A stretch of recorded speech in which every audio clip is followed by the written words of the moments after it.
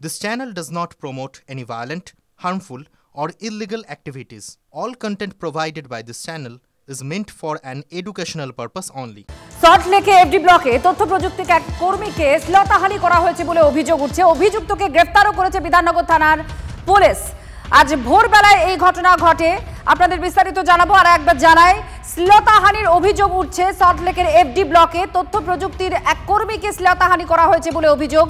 আর অভিযোগ পাওয়ার পর গ্রেফতার করে বিধাননগর দক্ষিণ থানার পুলিশ। রঞ্জিত আমাদের প্রতিনিধি সঙ্গে রয়েছেন। কি অভিযোগ উঠেছে, গ্রেফতারও করা হয়েছে অভিযুক্তকে, কি জানাচ্ছে পুলিশ? দেখো, সল্টলেকের এফডি ব্লকের তথ্য প্রযুক্তি কর্মীকে শ্লীলতাহানির অভিযোগে গ্রেফতার রাজা মণ্ডল।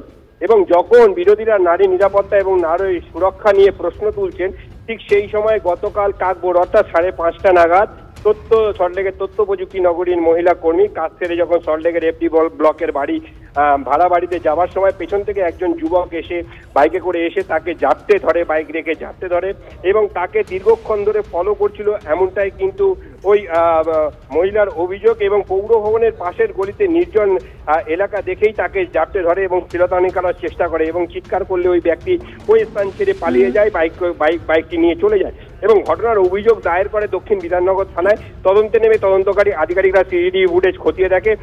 বাইকের নম্বর সুস্পষ্টভাবে দেখা না গেলেও বাইকে রাখা যে বড় বড় দুটি ব্যাগ, সেই দুটি ব্যাগ দেখে সন্দেহ হয় এবং প্রাথমিকভাবে তারা জানতে পারে কোনো পণ্য সামগ্রী সাপ্লাই করে ওই ব্যক্তি এবং তারপরে ওই স্থানে নজরদারি করতে থাকে। এরপর আজ সকালবেলা ওই ব্যক্তি আসলে ওইখানে তাকে গ্রেফতার করে। এই ব্যক্তিটির পেশায় কিন্তু ফুলের ব্যবসা, তিনি লেকটাউনের বাসিন্দা।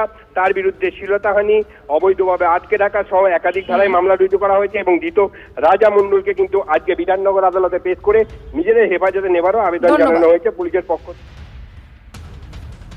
থেকে। আমাকে এসে ধরে মানে বাজেভাবে টাচ করে দৌড়ে পালাচ্ছিল, মানে একটা অশুভতামি করে।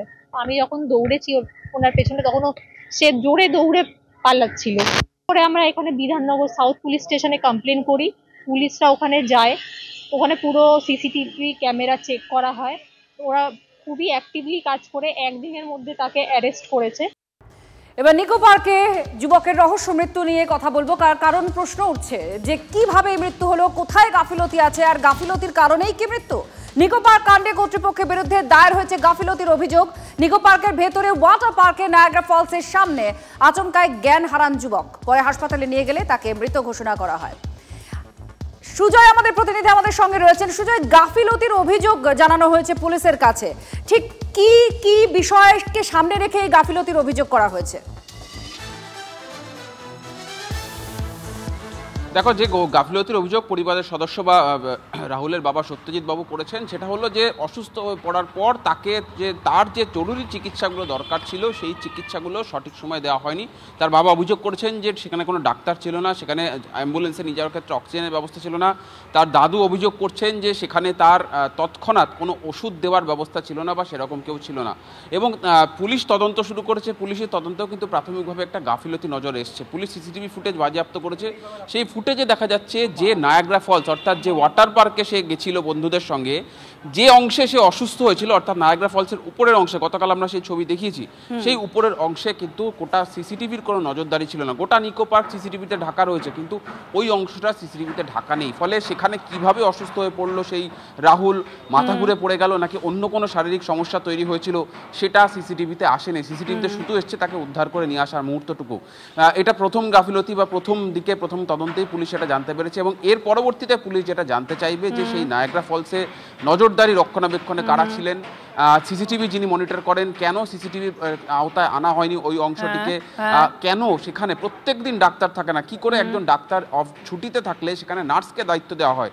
পরিবার অভিযোগ তুলছে যে সেখানে যদি একজন ডাক্তার থাকতো তাহলে তৎক্ষণাৎ তার চিকিৎসাটা অন্তত শুরু করে দেওয়া যেত, হাসপাতালে নিয়ে যাওয়ার ক্ষেত্রে একটা সময় পাওয়া যেত, ফলে তাকে প্রাণে অন্তত বাঁচানো যেত।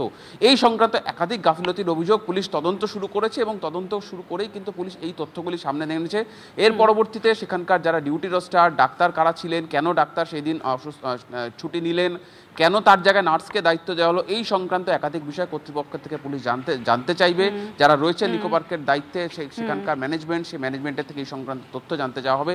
ইতিমধ্যে সিসিটিভি ফুটেজ বাজেয়াপ্ত করা হয়েছে, সেই সিসিটিভি ফুটেজ স্ক্রুটিন করা হচ্ছে, অর্থাৎ সেই সিসিটিভি ফুটেজ দেখা হচ্ছে এবং তার বন্ধু যারা ছিল তাদেরকে গতকাল এক প্রশ্নে জিজ্ঞাসাবাদ করার পর তাদের ছেড়ে দেওয়া হয়েছে।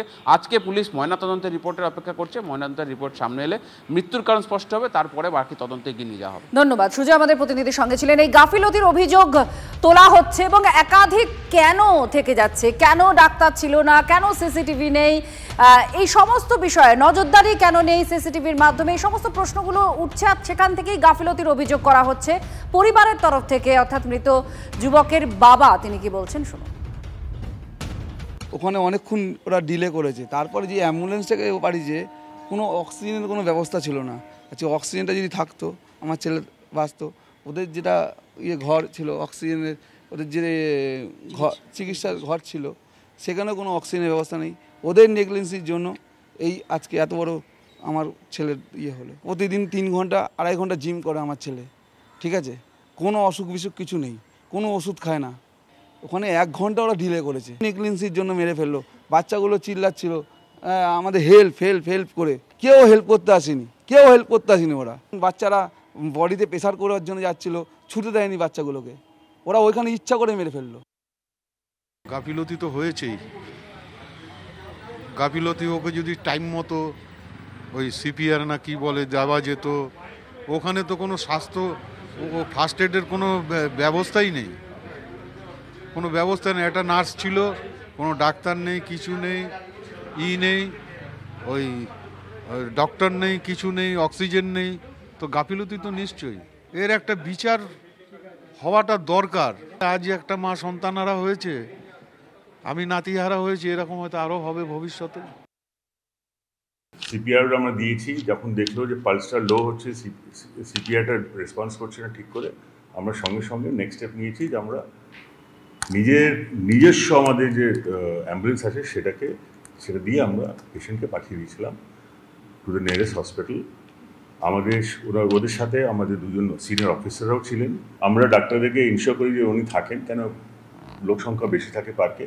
তো যেমনি আমরা উইকডেতে নিই, ওনার আজকে ডে অফ ছিল। অল্টারনেটিভ আমাদের সার্টিফাইড নার্স আছে, উনি দেখেছেন, উনি অ্যাটেন্ড করেছেন। ওনার বাবা কি বলছেন সেটা নিয়ে তো আমি কোনো কমেন্ট করতে পারবো না। এবং বাচ্চা ছেলে বা কারো যদি শরীর খারাপ হয় সেই দায়িত্বটা আমরা কি করে নেব যখন আমরা জানিই না ওনার ব্যাপারে।